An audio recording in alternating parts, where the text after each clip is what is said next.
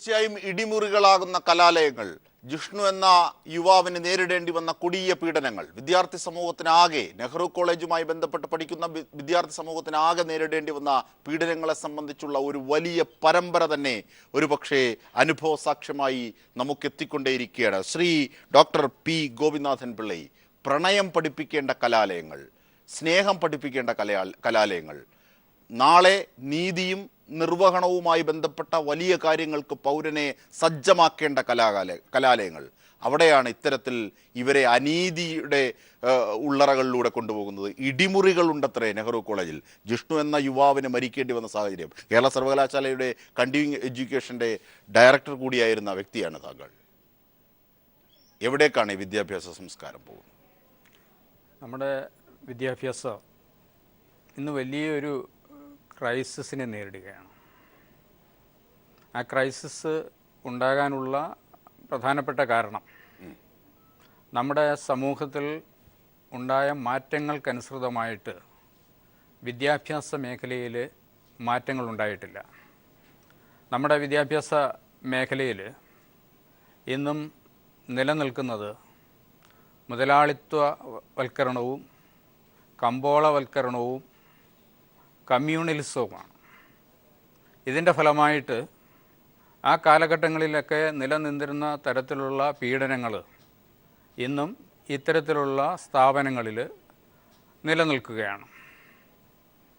ശ്രീ ജിഷ്ണുവിന് ഉണ്ടായിട്ടുള്ള അതിക്രൂരമായിട്ടുള്ള പീഡനം ഇത് ഒരു കാലഘട്ടത്തിലും ഒരു സംസ്കാരത്തിലും ഒരു സമൂഹത്തിലും ഒരു വിദ്യാർത്ഥിക്ക് ഉണ്ടാകാൻ പാടില്ലാത്തതാണ്. നമ്മുടെ വിദ്യാഭ്യാസ രംഗത്ത് ഇത്തരത്തിലുള്ള പ്രവണതകൾ ഇന്ന് വളരെ കൂടുതലാണ്. ഒരുപക്ഷെ സെൽഫ് ഫിനാൻസിങ് കോളേജസൊക്കെ ആരംഭിച്ചതോടുകൂടിയാണ് ഇത്തരത്തിലുള്ള പീഡനങ്ങളുടെ ഒരു പരമ്പര തന്നെ ഉണ്ടായിട്ടുള്ളത്. ഒരു കാലഘട്ടത്തിൽ ചിട്ടി നടത്തുകയും ബാർ നടത്തുകയും ഒക്കെ ചെയ്തിരുന്ന വ്യക്തികൾ ഇന്ന് പ്രധാനമായിട്ടും കോൺസെൻട്രേറ്റ് ചെയ്തിട്ടുള്ളത്, മുതൽ മുടക്കിയിട്ടുള്ളത് വിദ്യാഭ്യാസ മേഖലയിലാണ്, സെൽഫ് ഫിനാൻസിങ് കോളേജുകളിലൂടെയാണ്. ഇവിടെ നടക്കുന്നത് ശരിയായിട്ടുള്ള അക്കാഡമിക് താല്പര്യങ്ങളെക്കാൾ ഉപരിയായിട്ട് മറ്റു താല്പര്യങ്ങളും ലാഭവും പ്രോഫിറ്റും കമ്പോളവത്കരണവും ഒക്കെയാണ് ഇവിടെ നടന്നുകൊണ്ടിരിക്കുന്നത്. ഇത് തീർച്ചയായിട്ടും നമുക്ക് ഒരു കാലഘട്ടത്തിലും അനുവദിച്ചു കൊടുക്കാനാവില്ല. കേരളത്തിലെ ഗവൺമെൻറ് വിദ്യാഭ്യാസ രംഗത്ത് വളരെ നൂതനമായിട്ടുള്ള പദ്ധതികളുമായിട്ട് മുന്നേറിക്കൊണ്ടിരിക്കുന്ന ഈ അവസരത്തിൽ ഇത്തരത്തിലൊരു സംഭവം തീർച്ചയായും ഞെട്ടിക്കുന്നത് തന്നെയാണ്. തീർച്ചയായും ശ്രീ ഗോപി സാർ, നമുക്ക് വീണ്ടും സാറിനടക്കം കേൾക്കാം. ഒരു പൂർവ്വ വിദ്യാർത്ഥി കൂടി നമ്മോടൊപ്പം ചേരുകയാണ്. കേൾക്കാമോ? കേൾക്കാം സാർ, കേൾക്കാം. താങ്കൾക്ക് നേരിടേണ്ടി വന്ന പീഡനങ്ങൾ, താങ്കൾ കണ്ടിട്ടുള്ള പീഡനങ്ങൾ, നെഹ്റു കോളേജിലാണോ താങ്കൾ പഠിച്ചിട്ടുള്ളത്? അതെ അതെ, ഈ പറഞ്ഞ പാമ്പാടി നെഹ്റു കോളേജിൽ തന്നെയാണ് പഠിച്ചിട്ടുള്ളത്. ഈ 2016 വർഷം അവിടുന്ന് പാസ് ഔട്ട് ആയ ഒരു വിദ്യാർത്ഥിയാണ്. ഈ നെഹ്റു കോളേജ് ഇന്നും ഇന്നലെയും തുടങ്ങിയില്ല. ജിഷ്ണു നമ്മൾ കണ്ടൊരു ഉദാഹരണം മാത്രം. അതിനു മുമ്പ് എത്ര പേർക്ക് ഇങ്ങനെ സംഭവിച്ചിട്ടുണ്ട്. കുട്ടികൾ ഇതേപോലെ അവിടെ കഷ്ടപ്പെട്ടിട്ടുണ്ട്. സ്ത്രീകളാണ്, അങ്ങനെ ഒരു വ്യത്യാസമില്ല. എല്ലാവരും അവർ ഒരേപോലെ തന്നെയാണ് കാണുന്നത്. പല രീതിയിലുള്ള ചൂഷണങ്ങൾ അവിടെ നടക്കുന്നുണ്ട്. പിന്നെ നിങ്ങൾക്ക് നെഹ്റു കോളേജിന്റെ തന്നെ PK ദാസ് എന്ന് പറഞ്ഞ ഒരു മെഡിക്കൽ കോളേജ് അറിയുമോ? വാണിയംകുളത്തുള്ളത്. ഹലോ, മെഡിക്കൽ കോളേജിലേക്ക് ഇൻസ്പെക്ഷന്റെ സമയത്ത് ഈ നെഹ്റു കോളേജിലെ വിദ്യാർത്ഥികളെയാണ് അവിടെ കൊണ്ട് അഡ്മിറ്റ് ചെയ്യിപ്പിക്കുന്നത്. ഇപ്പൊ നിങ്ങളുടെ ലൈനിൽ വേറൊരു ഡോക്ടർ ഇല്ലേ? ആ ഡോക്ടറിനെ അറിയായിരിക്കുമല്ലോ ഈ മെഡിക്കൽ കോളേജിലേക്ക് ഇൻസ്പെക്ഷൻ വരാറുണ്ടോ ഡോക്ടർ? ഹലോ, പറഞ്ഞോളൂ. അദ്ദേഹം ഡോക്ടറേറ്റ് ലഭിച്ച ആളാണ്, ഡോക്ടറല്ല. ഡോക്ടറേറ്റ് ലഭിച്ച ആളാണ്. ഈ നെഹ്റു കോളേജിലേക്ക് ഈ മെഡിക്കൽ കോളേജിൽ ഇൻസ്പെക്ഷൻ നടക്കുമ്പോൾ ഈ കോളേജിലെ വിദ്യാർത്ഥികളെയാണ് അവിടെ കൊണ്ട് അഡ്മിറ്റ് ചെയ്യിപ്പിക്കാറ്. രാവിലെ കോളേജ് ബസ്സിൽ ആ ഹോസ്പിറ്റലിൽ കൊണ്ട് അഡ്മിറ്റ് ചെയ്യിപ്പിക്കും. എന്നിട്ട് അതേപോലെ തന്നെ ആരും അറിയാതെ തിരിച്ച് വൈകുന്നേരം തിരിച്ച് ആ കോളേജിൽ കൊണ്ടുവന്ന് വിടുകയും ചെയ്യും. ഇതേപോലെ പലതരത്തിലുള്ള ചൂഷണങ്ങൾ അവിടെ നടക്കാറുണ്ട്. ഈ ഇടിമുറി എന്ന് പറഞ്ഞ സത്യം തന്നെയാണ്. PRO സഞ്ജിത്തിന്റെ റൂമിൽ തന്നെയാണ് ഇടിമുറി പ്രവർത്തിക്കുന്നത്. എന്തെങ്കിലും പ്രശ്നം ഉണ്ടായ ആൾക്കാർ ആ റൂമിൽ കയറ്റിയാൽ തല്ലുക, നിങ്ങൾക്ക് അവിടുത്തെ CCTV ക്യാമറ പരിശോധിച്ചറിയാൻ പറ്റും. ഈ എന്തിനാണ് ഈ സസ്പെൻഷന് ബാക്കി കാര്യങ്ങൾ കിട്ടിയ പിള്ളേർ എന്തിനാണ് PRO റൂമിൽ കയറ്റിയ? നിങ്ങൾക്ക് അവിടുത്തെ CCTV ക്യാമറ പരിശോധിച്ചാൽ തന്നെ ബാക്കിയുള്ള കാര്യങ്ങൾ ഫുള്ളും എത്തും. PROയുടെ റൂമിൽ കയറിയ അവനെ തല്ലുകൊണ്ടെന്ന് ഉറപ്പാണ്. ഒരു 4-5 വിദ്യാർത്ഥികളെ PROയുടെ റൂമിൽ കയറ്റി PRO തല്ലും. ഇത് വർഷങ്ങളായിട്ട് അവിടെ നടക്കുന്ന കാര്യമാണ്. ഇങ്ങനെ പല രീതിയിലുള്ള ചൂഷണങ്ങൾ. അവിടെ ഫൈൻ ഇല്ലാന്ന് ഒരാളെ കൊണ്ട് പറയാൻ പറ്റും. ഈ കൃഷ്ണദാസിന്റെ വാ തുറന്നാൽ തെറി അല്ലാതെ വേറൊന്നും വരില്ല. ഇങ്ങനെ പലതരത്തിലുള്ള കാര്യങ്ങൾ അവിടെ നടക്കുന്നുണ്ട്. കേരളത്തിൽ മാത്രമല്ല, കേരളത്തിലെ നെഹ്റു കോളേജ്, JCT, അതേപോലെ തന്നെ കോയമ്പത്തൂരിലെ നെഹ്റു കോളേജ്, എല്ലായിടത്തും നടക്കുന്നുണ്ട്. ഈ ഏതെങ്കിലും ഒരു വിദ്യാർത്ഥി ഇതവിടെ നടക്കുന്നില്ല പറയട്ടെ? അങ്ങനെ ആർക്കും പറയാൻ പറ്റില്ല. കാരണം ഇത് വർഷങ്ങളായിട്ട് അവിടെ നടക്കുകയാണ്. ഫൈന് അവിടെ ഗുണ്ടമാരെ ഇറക്കിയിട്ടുണ്ട്. കാരണം ഈ ഗോവിന്ദൻകുട്ടി എന്നൊക്കെ പറഞ്ഞ ചെറ്റുകളാണ് അവിടെ ഇറക്കിയിട്ടുള്ളത്. തീർച്ചയായും കോഴിക്കോട് SFIയുടെ സംസ്ഥാന സെക്രട്ടറി വിജിൻ കൂടി നമ്മോടൊപ്പം ചേരുകയാണ്. വിജിൻ, വളരെ ഗൗരവമായ സാഹചര്യം. ഒരുപക്ഷെ സ്വാശ്രയ കോളേജിനെ സംബന്ധിച്ചൊക്കെ നിങ്ങൾ പറഞ്ഞിട്ടുള്ള കാര്യങ്ങൾ, സമരം ചെയ്തിട്ടുള്ള കാര്യങ്ങളൊക്കെ കേരള സമൂഹത്തിന്റെ മുമ്പിൽ ക്രിസ്റ്റൽ ക്ലിയർ ആയുണ്ട്. പക്ഷേ വളരെ വലിയ രീതിയിലുള്ള പീഡനം, ചൂഷണം എന്ന ഒരു ആഗോള സംവിധാനത്തിന്റെ ചെറുപതിപ്പുകളായി സ്വാശ്രയ കോളേജുകൾ മാറുന്നു എന്നാണ് നിങ്ങൾ പറഞ്ഞിട്ടുള്ളത്. അതിനെതിരെ നിങ്ങൾ സമരവും ചെയ്തിട്ടുണ്ട്. പക്ഷെ അതിനപ്പുറത്തേക്ക് ശാരീരികമായ പീഡനങ്ങളുടെ കേന്ദ്രമായി മാറുന്നു. അതിന്റെ ഏറ്റവും വലിയ ഉദാഹരണമാണ് നെഹ്റു കോളേജിലെ ജിഷ്ണു.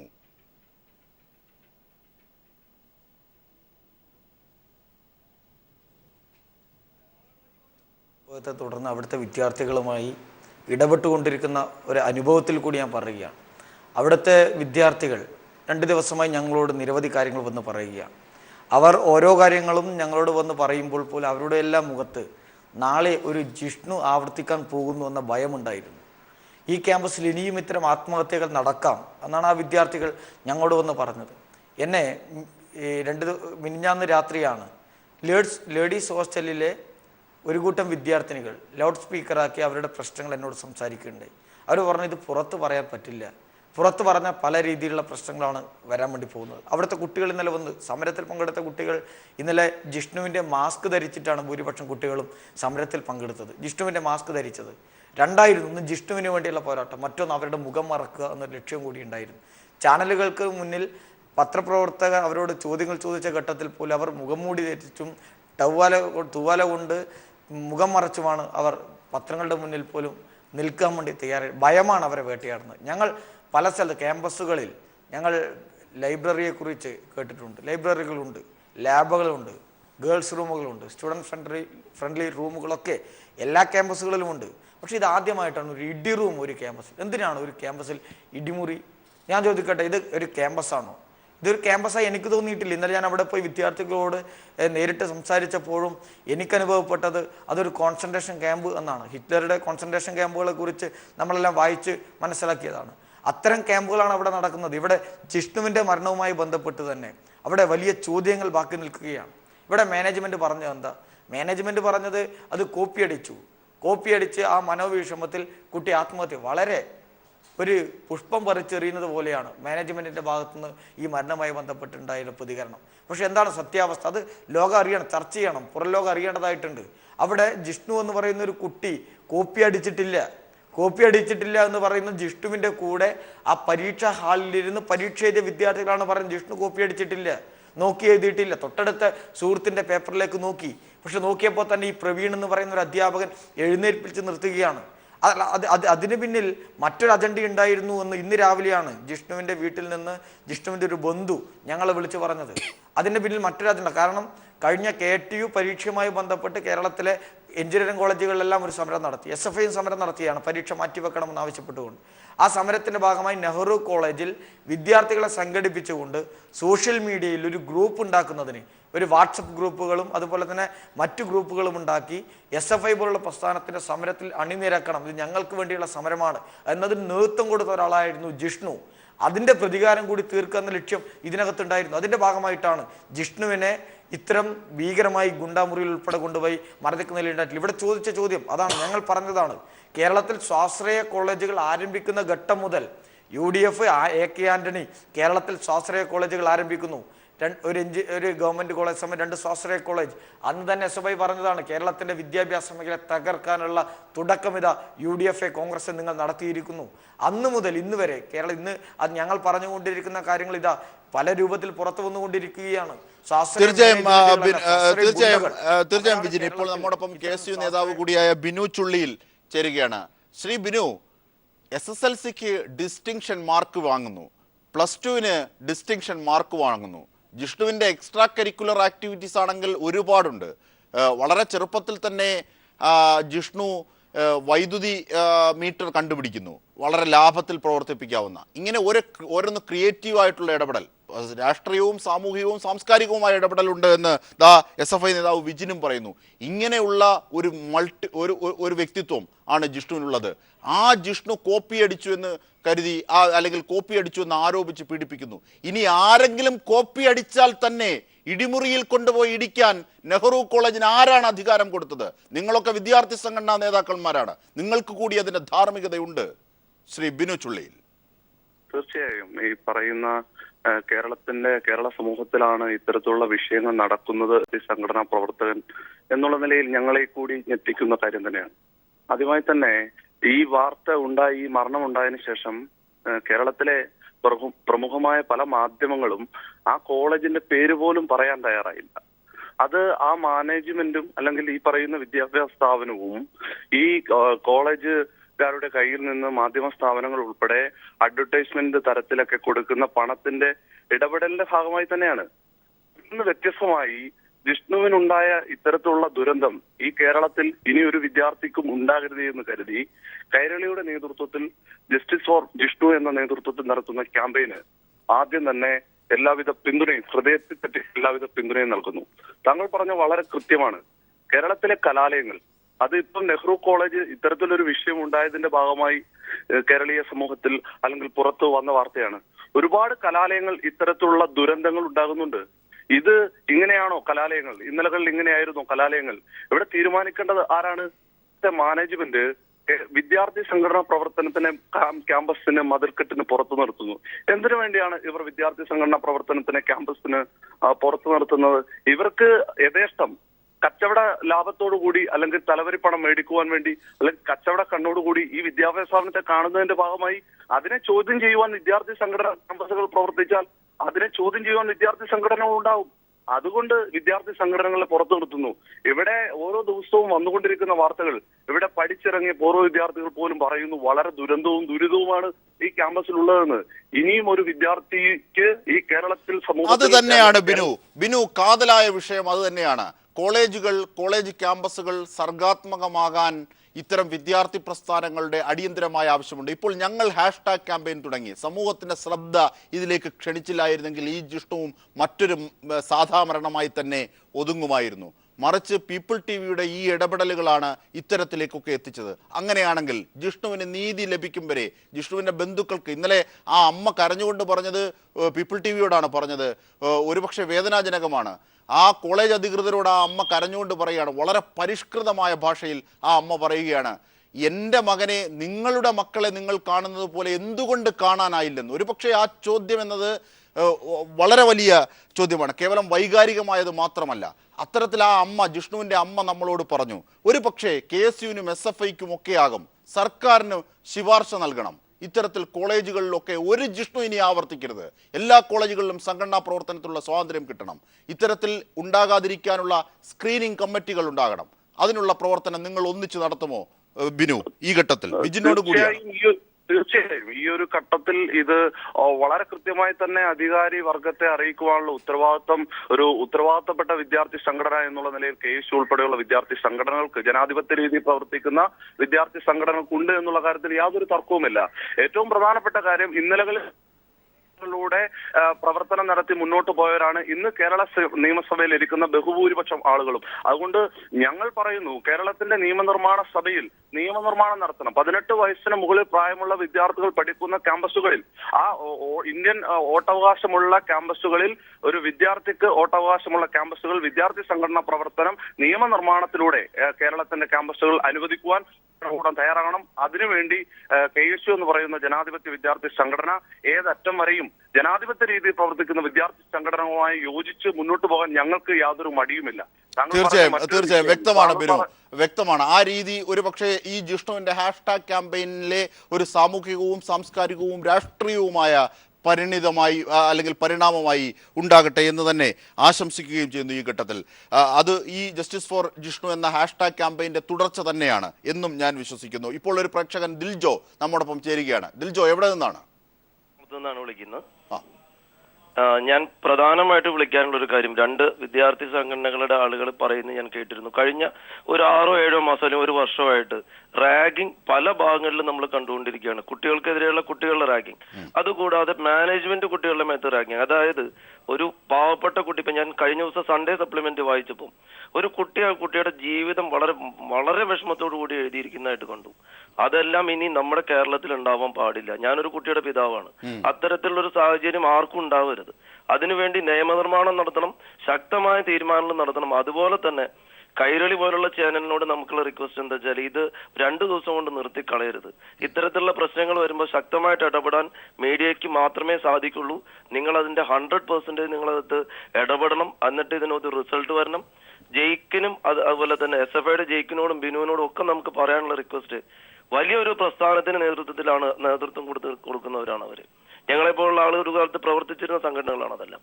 ആ സംഘടനകൾക്ക് അന്നുണ്ടായിരുന്ന എന്തൊക്കെ വിൽ പവർ ഉണ്ടോ അതൊക്കെ കുറെ കൂടെ ശക്തമായിട്ട് സമൂഹത്തിലേക്ക് വരികയും കുട്ടികൾക്ക് അത് പരിണിതമായ ഒരു ബലം ഉണ്ടാക്കുകയും ചെയ്യാനുള്ള ഒരു സാഹചര്യം സമൂഹം ഉണ്ടാക്കണം, രാഷ്ട്രീയ പാർട്ടികൾ ഉണ്ടാക്കണം, മീഡിയകൾ ഉണ്ടാക്കണം. ഒരിക്കലും ഒരു ദിവസം കൊണ്ട് ജിഷ്ണുവിന്റെ കാര്യം പോകരുത്. അല്ലെങ്കിൽ അനേക ജിഷ്ണുമാർ ഇനിയും നമ്മുടെ ജീവിതത്തിൽ ഉണ്ടാവും.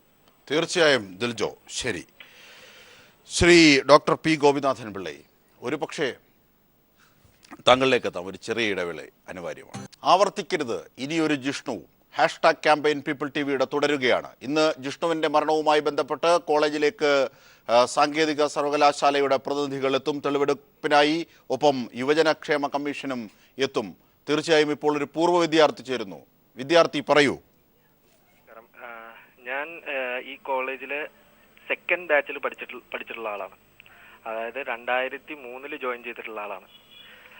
അപ്പോൾ ഇങ്ങനെ ഒരു സംഭവം നടന്നപ്പോൾ ഇവിടെ കേരളത്തിലെ ഒട്ടുമിക്ക ജനങ്ങൾക്കും ചിലപ്പോൾ വളരെ അത്ഭുതം തോന്നിയിട്ടുണ്ടാവും, ഇങ്ങനെയൊക്കെ നടക്കുമോ കോളേജിൽ നിന്ന്. പക്ഷേ ഈ കോളേജിൽ പഠിച്ച് പാസ്സായി പോയിട്ടുള്ള ഒരു സ്റ്റുഡന്റിന് പോലും ഈ സംഭവത്തിൽ ഒരു തരത്തിലുള്ള അത്ഭുതവും തോന്നില്ല. കാരണം അവിടെ അങ്ങനെ നടക്കുന്ന കോളേജാണ്. അപ്പോ എന്തുകൊണ്ട് പ്രതികരിച്ചില്ല? പിന്നീടുള്ള ചോദ്യം വന്നത് എന്തുകൊണ്ട് പ്രതികരിച്ചിട്ടില്ല സ്റ്റുഡൻസ് എന്നുള്ളതാണ്.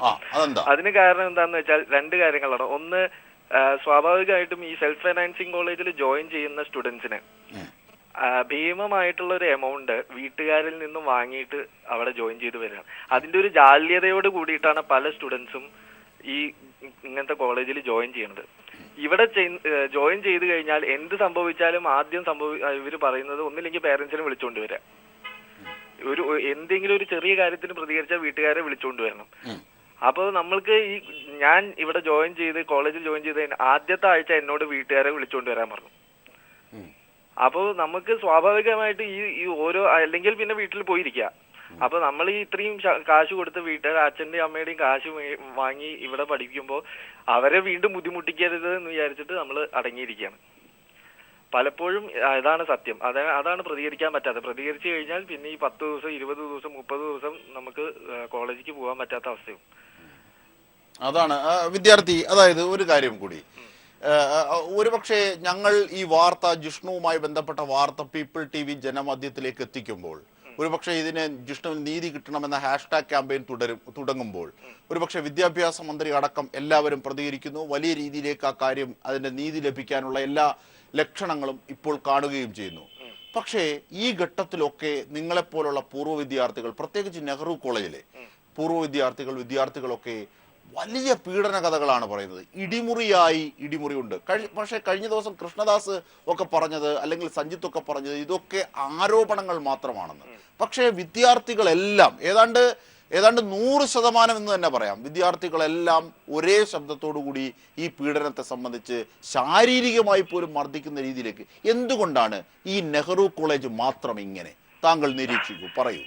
എന്തുകൊണ്ടാണെന്ന് ചോദിച്ചു കഴിഞ്ഞാൽ, ഞങ്ങള് പഠിക്കുന്ന കാലത്ത് കൃഷ്ണദാസിന്റെ അച്ഛനായിരുന്നു. അദ്ദേഹം ഇതേപോലെ തന്നെയായിരുന്നു. അതായത് സ്റ്റുഡൻസിന്റെ മുകളിൽ ഒരു ആധിപത്യം. അത് എന്താണ് കാരണം എന്ന് വെച്ച് കഴിഞ്ഞാൽ അവിടെ ഡിസിപ്ലിൻ ആണ് ഇമ്പോർട്ടൻസ്. ഇന്റേണൽ മാർക്ക് അനുസരിച്ചാണ് സാധാരണ, ഇന്റേണൽ എക്സാമുകൾക്ക് അനുസരിച്ചാണ് ഇന്റേണൽ മാർക്ക് ഏത് കോളേജിലും. ഈ ഇന്റേണൽ എക്സാമിന് ഫുള്ള് കിട്ടിയ സ്റ്റുഡന്റ് ആയാലും ഏതെങ്കിലും ഒരു കാര്യത്തിന് മാനേജ്മെന്റുമായിട്ട് സ്വരച്ചേർച്ച ഉണ്ടെങ്കിൽ ആ സ്റ്റുഡൻസിന് 35-ൽ കൂടുതൽ മാർക്ക് കൊടുക്കില്ല. എന്നുവെച്ചാൽ അങ്ങനെയാണ് പീഡിപ്പിക്കുക. അപ്പൊ സ്വാഭാവികമായിട്ടും അങ്ങനത്തെ ഒരു പഠിക്കാൻ ആഗ്രഹമുള്ള ഒരു സ്റ്റുഡന്റിനെ സംബന്ധിച്ചിടത്തോളം ഇന്റേണൽ മാർക്ക് കിട്ടില്ല എന്ന് പറഞ്ഞു കഴിഞ്ഞാൽ അവന് ഭാവിയിൽ പ്രശ്നമാവും എന്നുള്ള പേടികൊണ്ട് അടങ്ങിയിരിക്കും.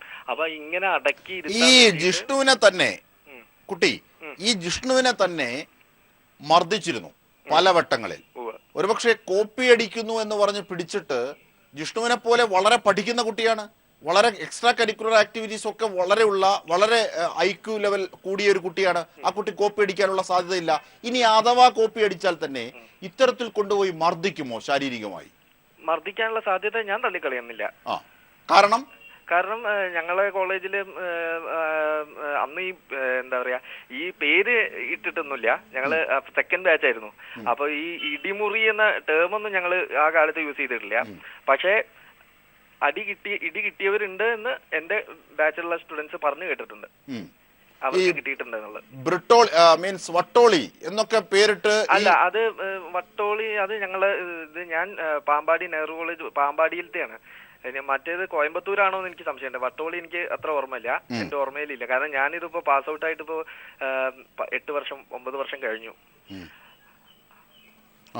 തീർച്ചയായും വളരെ നന്ദി ഈ ഘട്ടത്തിൽ പ്രതികരിച്ചതിന്.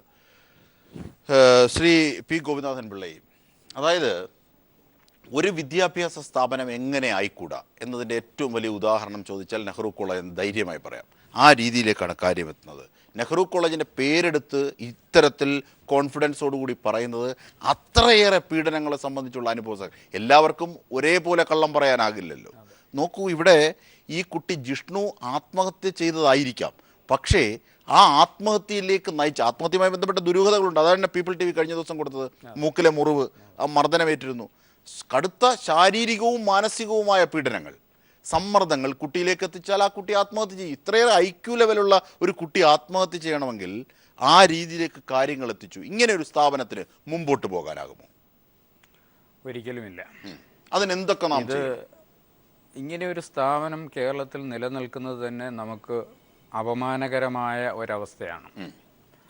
ഒരു കാലഘട്ടത്തിലും ഇത്തരത്തിലുള്ള സ്ഥാപനങ്ങളെ നമ്മുടെ ഈ കേരളത്തിൽ ഇന്നത്തെ അവസ്ഥയിൽ പ്രവർത്തിക്കാൻ അനുവദിച്ചുകൂടാ.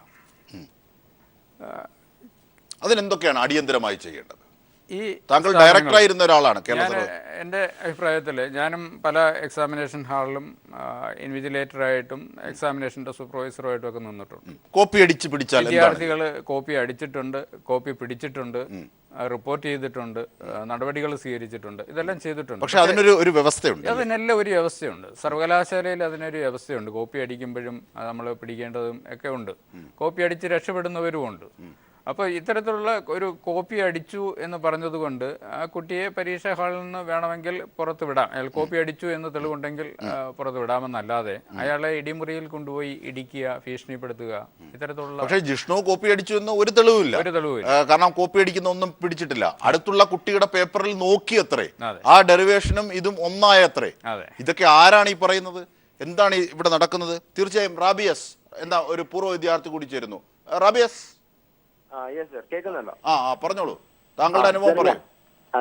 ഞാൻ അവിടെ പഠിച്ചിരുന്നത് വിദ്യാർത്ഥിയാണ് സർ. 2011-2015 batch pass ഔട്ടാണ്. എനിക്ക് പറയാനുള്ളത്, അവിടെ ഇടിമുറി ഉണ്ടെന്നുള്ള പറയുന്നത് പൂർണ്ണമായിട്ടും പരമാർത്ഥമാണ്. അതിൽ നിന്ന് ഒരു കളവുമില്ല. കൃഷ്ണദാസും അതുപോലെ PR സഞ്ജിത്തും ഈ സ്റ്റുഡിയോയിലൊക്കെ വന്നിരുന്ന് സംസാരിക്കുന്നത് മുഴുവൻ പച്ച കള്ളമാണ്. അല്ലെങ്കിൽ അവിടെ ഒരു ടീച്ചർ എന്നല്ല സംസാരിച്ചിരുന്നല്ലോ, ഇത്രയും പിള്ളേർക്ക് ഇത്രയും വലിയ ക്യാമ്പയിൻ ഒക്കെ തുടങ്ങാൻ പറ്റുന്നത് പിന്നെ അത് സംസാരിച്ചിരുന്നു. പക്ഷെ അത് ഫേക്ക് ആണെന്നാണ് തോന്നുന്നത്. കാരണം ആ ടീച്ചറിന് അവിടുത്തെ PTA സംഘടന ആൾക്കാരെ പോലും അറിയില്ല. PTA എന്നൊന്നും ഇല്ല. ഉണ്ടെങ്കിൽ തന്നെ അതേ സംബന്ധിച്ച് ചോദിച്ചപ്പോൾ ഞങ്ങളുടെ പ്രതിനിധി അന്നേരം ചോദിച്ചതാണ്, പ്രജീഷ് കൈപ്പള്ളി ആ സമയത്ത് തന്നെ ചോദിച്ചതാണ്.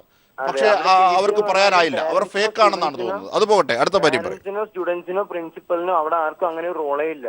അവിടെ റോൾ ഉള്ളത് അഡ്മിനിസ്ട്രേറ്റീവ് സ്റ്റാഫ്, അതുപോലെ അങ്ങനെ ഓഫീസിലിരിക്കുന്നവര്, പിന്നെ ഫാക്കൽറ്റീസ് എന്ന് പറയാം. അധ്യാപകർക്കൊന്നും അവിടെ ഒരു കാര്യമായിട്ട് ഒന്നും ചെയ്യാനില്ല.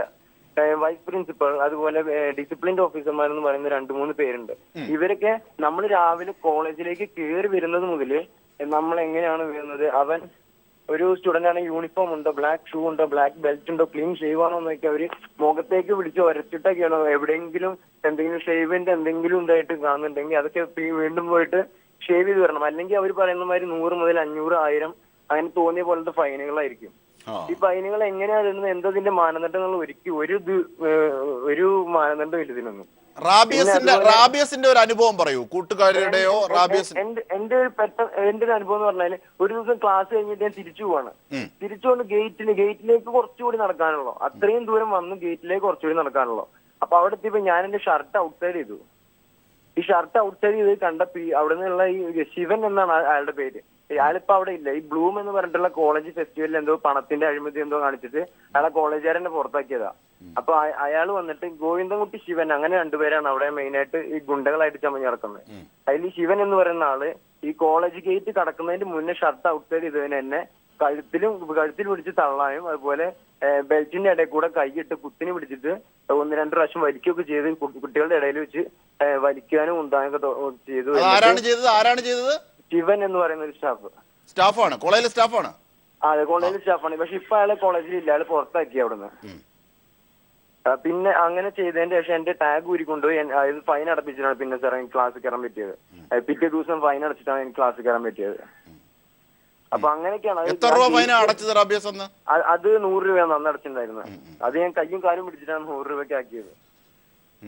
പിന്നെ അതുപോലെ സാർ അവിടെ ബ്ലൂം എന്ന് പറഞ്ഞിട്ടും അതുപോലെ ഓരോ എക്സ്പോകൾ ഇവര് ഇടയ്ക്കിടയ്ക്ക് കൊണ്ടുവരും. ഈ എക്സ്പോ കൊണ്ടുവരുന്ന ഒന്നിലും സ്റ്റുഡന്റ് പാർട്ടിസിപ്പേഷൻ എന്ന് പറയുന്ന സംഭവം വെറുതെ മാത്രമാണ്, വെറുതെ പേരിന് മാത്രം അങ്ങനെ ഒരു സംഭവമുള്ളൂ.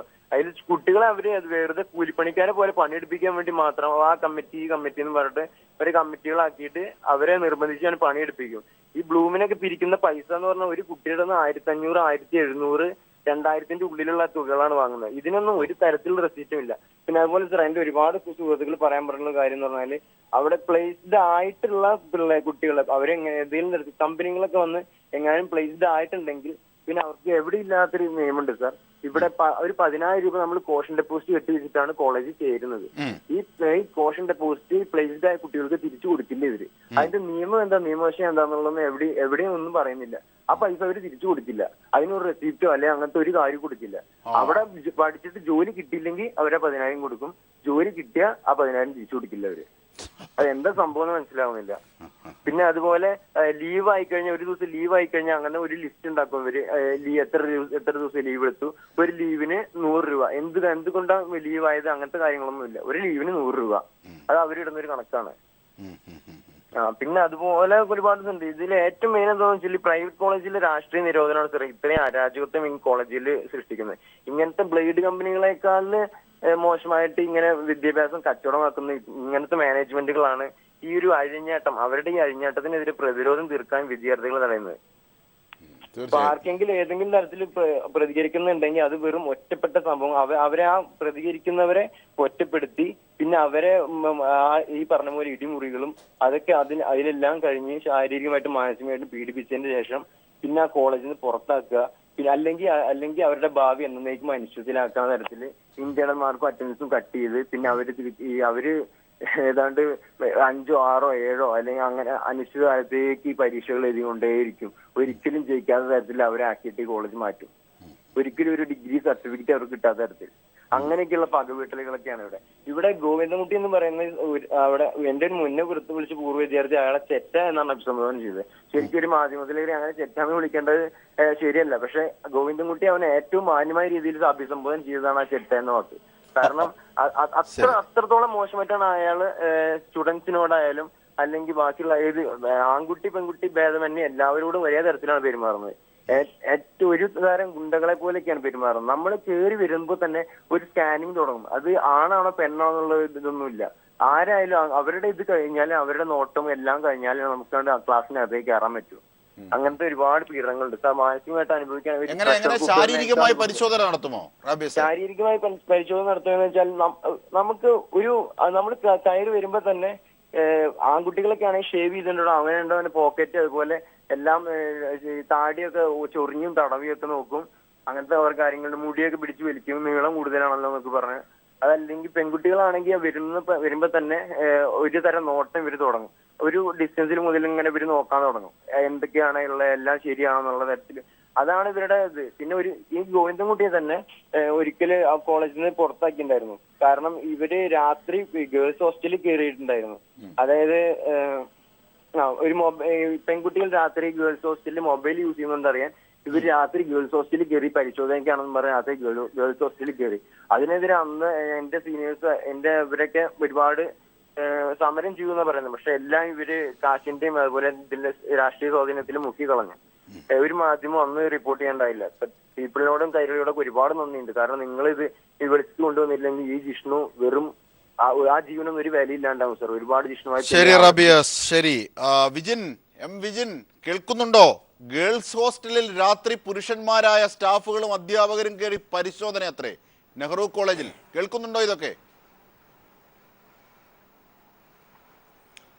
തീർച്ചയായും ഇവിടെ ഇത് മാത്രമല്ല, ഈ ജിഷ്ണുവിന്റെ കൊലപാതകം മാത്രമല്ല, കുറച്ച് നാളുകൾക്ക് മുന്നേ ഒരു പെൺകുട്ടി ബസ്സിൽ നിന്ന് ചാടി ഇതേ കോളേജിൽ ആത്മഹത്യ ചെയ്തിട്ടുണ്ട്. പക്ഷെ അതന്ന് കൃത്യമായി മൂടി വെക്കാൻ ഈ മാനേജ്മെന്റിന് സാധിച്ചു. പണവും അതുപോലെ തന്നെ ചില രാഷ്ട്രീയ സ്വാധീനവും ഇവർക്ക് കൃത്യമായി കിട്ടുന്നുണ്ട്. അത് തന്നെയാണ് വിദ്യാർത്ഥികൾ പറഞ്ഞു വെക്കുന്നത്. ഇവിടെ ഞങ്ങൾ ശക്തമായി ഇടപെടാൻ തീരുമാനിച്ചിരിക്കുകയാണ്. തീർച്ചയായും അവിടെ നെഹ്റു കോളേജിനകത്ത് SF യൂണിറ്റ് ഇടാൻ തീരുമാനിച്ചിരിക്കുകയാണ്. ഇന്ന് അവിടെ ഒരു കോളേജിൽ കൺവെൻഷൻ നടക്കുകയാണ്. ജവഹർലാൽ കോളേജിൽ SF കൺവെൻഷൻ നടക്കാൻ വേണ്ടി പോവുകയാണ്. പക്ഷെ ഇത് പറയുമ്പോൾ പോലും ഇത് മാനേജ്മെന്റ് കേൾക്കുമ്പോൾ ഇന്നലെ ഇതുമായി ബന്ധപ്പെട്ട SF സമരത്തിൽ പങ്കെടുത്ത വിദ്യാർത്ഥികൾ അവർക്ക് രാത്രി മെസ്സിൽ ഭക്ഷണം കൊടുത്തില്ലേ അവർ. മറ്റൊന്ന്, കോയമ്പത്തൂരുള്ള ക്യാമ്പസുകളിൽ നിന്ന് ഇന്നലെ SF സമരത്തിൽ പങ്കെടുക്കുന്ന വിദ്യാർത്ഥികൾ വന്നു പാമ്പാടിയിലേക്ക്. ആ വിദ്യാർത്ഥികൾ സ്ഥിരമായി ബസ്സിലാണ് യാത്ര ചെയ്യുന്നത്. അപ്പോൾ ഇവരുടെ ബസ് തന്നെയാണ്, കോളേജ് ബസ്സാണ്. കുട്ടികൾ പൈസ മുൻകൂട്ടി അടച്ച ബസ്സാണ്. പക്ഷെ അവർ ബസ് കട്ട് ചെയ്തു. പാലക്കാട് വീടുകളിലുള്ള കുട്ടികൾ, സ്ഥിരം പോയി വരുന്ന കുട്ടികളുടെ ബസ് കട്ട് ചെയ്യുന്നു. ഇന്നലെ രാത്രി മറ്റൊരു സംഭവമുണ്ട്. രാത്രി 1 മണിക്കാണ് അവിടെ നിന്ന് വിദ്യാർത്ഥികൾ എന്നെ വിളിച്ചത്. 1 മണിക്ക് അവിടെ ഹോസ്റ്റലിൽ ലക്കടി, ഇവരുടെ തന്നെ സ്ഥാപനമായി ലക്കടിയിലുള്ള അവിടുത്തെ മെൻസ് ഹോസ്റ്റലിലെ വിദ്യാർത്ഥികൾ, അവരുടെ KTUവിൻ്റെ പരീക്ഷ നടക്കുകയാണ്, കാലിക്കറ്റ് യൂണിവേഴ്സിറ്റിയുടെ പരീക്ഷ നടക്കുകയാണ്. ആ പരീക്ഷയുള്ള വിദ്യാർത്ഥികളാണ് ഇപ്പോൾ അവിടെ പഠിക്കുന്നത്. മറ്റു കുട്ടികൾ ക്യാമ്പസ് അടച്ചുകൊണ്ട് വീട്ടിലേക്ക് നിർബന്ധിച്ച് അയച്ചു. പക്ഷെ ആ കുട്ടികളോട്, പരീക്ഷയുള്ള കുട്ടികളോട് പറഞ്ഞത് ഇനി ഹോസ്റ്റലിൽ നിൽക്കാൻ പറ്റില്ല, നിങ്ങൾ ഇപ്പോൾ പോകണമെന്നാണ്. കുട്ടികൾ പറഞ്ഞ് ഞങ്ങൾക്ക് പരീക്ഷയാണ്, ഞങ്ങൾക്ക് നാളെ പരീക്ഷ അടക്കുകയാണ്. അത് തയ്യാറാവുന്നില്ല, നിങ്ങൾ വീട്ടിൽ നിന്ന്. തിരുവനന്തപുരത്തും കാസർഗോഡുള്ള കുട്ടികൾ എങ്ങനെയാ അവിടെ വീട്ടിൽ നിന്ന് വന്ന് പരീക്ഷ എഴുതി പോകാൻ വേണ്ടി പറ്റുക? ഇവർ ഈ ധിക്കാരം അവസാനിപ്പിക്കാൻ തയ്യാറല്ല. മാനേജ്മെന്റ് ഇവരുടെ തെറ്റുകൊണ്ടാണ് ഇവരുടെ സമീപനത്തിൽ നിന്ന് മനസ്സിലാകുന്നത്. അങ്ങനെയാണെങ്കിൽ വിജിൻ അതുകൂടി ഗൗരവമായി പരിഗണിക്കേണ്ടതുണ്ട്. ആ സമീപനം മാറ്റാൻ ഈ കോളേജ് അധികൃതർ തയ്യാറല്ല എന്നതിന്റെ സൂചനയാണ് വിജിൻ ഇപ്പോൾ പറഞ്ഞത്. തീർച്ചയായും പോകാം വിജിൻ, ഒരു ഇടവേളയ്ക്ക് ശേഷം വേഗം തിരിച്ചെത്താം. Justice for Jishnu #campaign people TV തുടരുകയാണ്. തീർച്ചയായും ഇപ്പോൾ തൃശ്ശൂരിൽ നിന്നും ശ്രീനി എന്ന ആൾ ചേരുന്നു. ശ്രീനി, പറയൂ. ഞാൻ ഇപ്പൊ അവിടെ പഠിക്കുന്ന സ്റ്റുഡന്റിന്റെ ബ്രദറാണ്. ഇപ്പൊ ഞാനിപ്പോ ഒരു ബ്രദർ എന്നുള്ള നിലയ്ക്ക് മാത്രമല്ല, ഞാൻ ഈ പയ്യന്റെ, ഇപ്പൊ മരിച്ച പയ്യന്റെ, ഇപ്പൊ അവിടെ പഠിക്കുന്നവരെല്ലാവരുടെയും ഒരു സഹോദരൻ എന്നുള്ള നിലയ്ക്കും, ഈ കോളേജിൽ പഠിക്കുന്നതും സ്കൂളിൽ പഠിക്കുന്നതുമായിട്ടുള്ള പിള്ളേരെല്ലാവരുടെയും ഒരു സഹോദരൻ എന്നുള്ള നിലയ്ക്ക് ഞാൻ പറയണേ. ഈ ഒരു കോളേജിലും മറ്റൊരു സ്ഥലത്തും മാത്രമായിട്ട് നടക്കുന്ന ഒരു സംഭവം ഒന്നുമല്ല ഇത്. പിള്ളേരെ പീഡിപ്പിച്ച് നമ്മൾ കൊടുക്കുന്ന കാശ് മേടിച്ച് ഈ പിള്ളേരെ അത് വെച്ച് പീഡിപ്പിക്കുന്ന ഒരു മനോഭാവം അവിടെ ഉള്ളത്. ഇപ്പൊ ഇന്നലെ തന്നെ ഈ ക്യാമ്പയിൻ തുടങ്ങിയതിന് ശേഷം ഇന്നലെ രാത്രി അവിടെ കുട്ടികൾക്ക് ഭക്ഷണം കൊടുത്തിട്ടില്ല. അതുപോലെ തന്നെ കുട്ടികൾ അവിടെ പ്രതികരിക്കാൻ പുറത്തേക്ക് ഇറങ്ങാതെ ഗേറ്റ് അടച്ചിടുക. ഇതെന്താ, പട്ടികളൊന്നും അല്ലല്ലോ, മനുഷ്യ കുട്ടികളല്ലേ? അപ്പൊ ഇതിനൊക്കെ ഒരു കർശനമായിട്ടുള്ള നിയമ നടപടിയോട് കൂടി മാത്രമേ ഇനി ഈ പാമ്പാടി കോളേജ് തുറന്ന് പ്രവർത്തിക്കാൻ പാടുള്ളൂ. അത് നമ്മുടെ ഒരു ആവശ്യമാണ്. അതുപോലെ തന്നെ ഇതിനിപ്പോ ഈ കോളേജ് തുറന്ന് പ്രവർത്തിക്കാൻ പോകുന്ന സമയത്ത് ഒരു മീറ്റിംഗ് വെക്കും. ദയവ് ചെയ്ത് നിങ്ങൾ മീഡിയ പീപ്പിൾ TV ഇത് ഏറ്റെടുത്ത സ്ഥിതിക്ക് ഒരു കണ്ടീഷനോട് കൂടി നിങ്ങളുടെയും മാധ്യമത്തിന്റെയും സർക്കാരിന്റെയും പോലീസിന്റെയും പാരന്റ്സിന്റെയും സാന്നിധ്യത്തിൽ മാത്രം എല്ലാവരുടെയും കൂടെ ഓപ്പൺ മീറ്റിംഗ് വെച്ച് മാത്രമേ ഇനി കോളേജ് തുറന്ന് പ്രവർത്തിക്കാൻ അനുവദിക്കാവൂ. കാരണം ഈ കൃഷ്ണദാസ് എന്ന് പറയുന്ന വ്യക്തി ഈ പറയുന്ന വിദ്യാഭ്യാസം മാർക്കറ്റിൽ കൊണ്ടുവച്ച് വിൽക്കാൻ പറ്റിയിരുന്നെങ്കിൽ അയാൾ ഒരു കയ്യിലും തോർത്തും എടുത്തത് വിറ്റാനെ മാർക്കറ്റിൽ വെച്ചിട്ട്. ഈ എഞ്ചിനീയറിംഗും മെഡിക്കലും ലോയും ഒന്നും അങ്ങനെ വിൽക്കാൻ പറ്റാത്ത സാധനമായതുകൊണ്ട് മാത്രമാണ് അദ്ദേഹം ഈ കോളേജ് വെച്ച് നടത്തുന്നത്. അല്ലെങ്കിൽ അദ്ദേഹം ഇത് വിറ്റാനെ. അത്രയ്ക്കും പൈശാചികവും. തീർച്ചയായും മനസ്സിലായി. ഇന്നലെയും ഭക്ഷണം നൽകിയില്ല കുട്ടികൾക്ക്, പ്രതിഷേധിച്ച കുട്ടികൾക്ക്.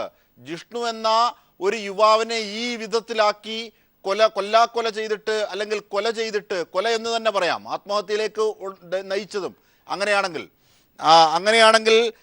തീർച്ചയായും അതിനെതിരെ പ്രതിഷേധമുയരുമ്പോൾ ആ പ്രതിഷേധിച്ച വിദ്യാർത്ഥികളെ അടക്കം ഇന്നലെ ഭക്ഷണം നൽകാതെ പൂട്ടിയിട്ടു എന്ന ഗൗരവമായ കാര്യം കൂടി നെഹ്റു കോളേജ് അധികൃതർ ചെയ്തുവെങ്കിൽ അത് നിസ്സാരമല്ല. തീർച്ചയായും അവരുടെ സമീപനം മാറ്റാൻ അവർ തയ്യാറല്ല എന്നത് തന്നെയാണ്. Shri Gopi sir, caution deposit സാധാരണ ലാബിൽ എന്തെങ്കിലുമൊക്കെ സാധനം പൊട്ടിച്ചാൽ അതിൻ്റെ പൈസ ഈടാക്കിയതിനു ശേഷം തിരിച്ചു തരാറുണ്ട്. കോഷൻ ഡിപ്പോസിറ്റ് കൊടുക്കാറില്ല അത്രേ. അതെ, അതും ഒരു പീഡനത്തിൻ്റെ ഭാഗമായിട്ടാണ്. അപ്പം നമ്മൾ ഈ വിദ്യാർത്ഥികളും മുൻ വിദ്യാർത്ഥികളും രക്ഷിതാക്കളും ഒക്കെ പറഞ്ഞ് മനസ്സിലായ അനുസരിച്ച് ഇവിടെ വളരെ ക്രൂരമായിട്ടുള്ള ഒരു പീഡനമാണ് വിദ്യാർത്ഥികൾ ഇന്ന് അനുഭവിച്ചുകൊണ്ടിരിക്കുന്നത്. ഇത് പല രീതിയിലാണ്. ഇത് എനിക്ക് തോന്നുന്നത് ഈ കോളേജിൽ മാത്രം, ഇപ്പോൾ തൽക്കാലം നമ്മൾ ഈ കോളേജ് മാത്രമേ അറിഞ്ഞിട്ടുള്ളൂ. ഇത്തരത്തിലുള്ള കോളേജുകളെല്ലാം ഒരു പരിശോധനയ്ക്ക് നമ്മൾ വിധേയമാക്കേണ്ടതാണെന്നാണ് എൻ്റെ അഭിപ്രായം. കാരണം ഈ കോളേജിലെ വിദ്യാർത്ഥികളെ ഏതെല്ലാം തരത്തിൽ, ഒരു വിദ്യാർത്ഥിയെ ഒരു കോളേജ് മാനേജ്മെൻറ്റിന്, കോളേജിലെ അധ്യാപകർക്ക്, കോളേജിലെ പ്രിൻസിപ്പലിനെ ഏതെല്ലാം തരത്തിലൊക്കെ പീഡിപ്പിക്കാൻ കഴിയുമെന്ന്, ഈവൻ നമ്മുടെ പോലീസ് സ്റ്റേഷനിൽ പോലും ഇത്തരത്തിലുള്ള പരിപാടികളൊന്നും ഉണ്ടെന്ന് എനിക്ക് തോന്നുന്നില്ല. അതിനേക്കാൾ ഏറെ പണ്ട് നമ്മൾ കക്കയം ക്യാമ്പിനെ കുറിച്ചൊക്കെ കേട്ടിട്ടുണ്ട്. ഇത് അതിനേക്കാൾ വളരെ ഭീകരമായിട്ടുള്ള ക്രൂരമായിട്ടുള്ള ഒരു ക്യാമ്പായിട്ടാണ് എനിക്ക് തോന്നുന്നത്. ഇതൊരു കോളേജാണെന്ന് നമുക്ക് ഒരിക്കലും പറയാൻ പറ്റത്തില്ല. ഇതൊരു ക്രൂരമായിട്ടുള്ള വിദ്യാർത്ഥികളെ പീഡിപ്പിക്കുന്ന ഒരു ക്യാമ്പായിട്ട് വേണം ഇതിനെ നമുക്ക് കാണാൻ. ഇതുവരെ ഒരു വിദ്യാർത്ഥിയും പുറത്തു പറഞ്ഞിട്ടില്ല എന്നുള്ളതാണ്. കാരണം അവർ വലിയൊരു തുക ഡൊണേഷനായിട്ട് കൊടുത്തു ചേരുന്നു പറയുന്നു. വിദ്യാർത്ഥികൾ പറയുന്നു, അവർ അത് പറയാൻ പോകുമ്പോൾ അവർ ഓർക്കുന്നത് അവരുടെ മാതാപിതാക്കളുടെ മുഖമാണ്. കടം പേടിച്ചും ലോൺ എടുത്തും ആണ് പഠിപ്പിക്കുന്നത്. തീർച്ചയായും ഇടവേളയ്ക്ക് ശേഷം വേഗം മടങ്ങിയെത്താം.